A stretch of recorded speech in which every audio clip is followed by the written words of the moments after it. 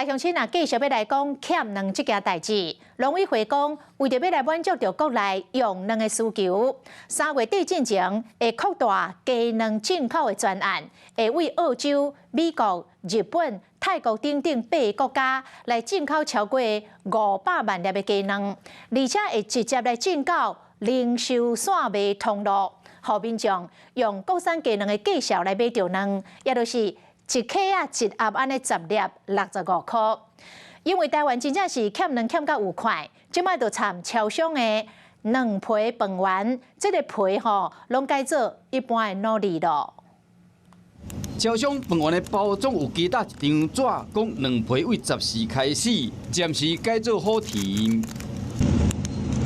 货架顶，不管是烘鸡还是其他的饭圆，拢无卵皮通用。业者嘛紧急发出声明，讲为14开始，部分用卵汁的物件拢要换原物料。什么时阵会当恢复，就要看鸡卵供应的情形。农会预估，说来要有进口卵会到台湾。从这个礼拜一直到3月底，陆续绝对会有500万颗以上的鸡蛋进来。那到4月会有更多。气温回升，鸡卵的产量应该会当回稳。即马听讲，卵商考虑要搁起价。它进口蛋进来，它不可能有调涨的空间呐，开会再说。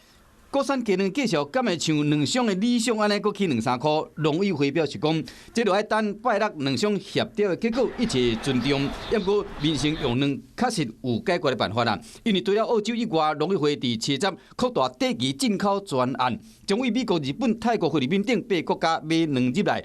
估计月底进口的数量就会超过500万粒。加工厂的进口卵换库存卵了后，就直接进入零售的通路，一盒10粒65块。大概会走的就是所谓的盒装蛋的部分，还有业务团膳跟加工业者所需要的部分。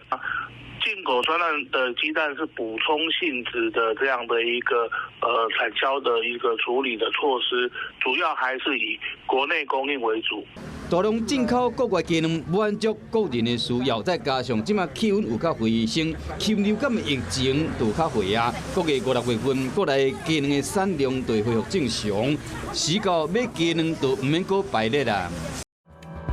Hello， 我是叶明。想要看到更多更及时的新闻内容，请订阅华视新闻的 YouTube 频道，并且按赞、开启小铃铛。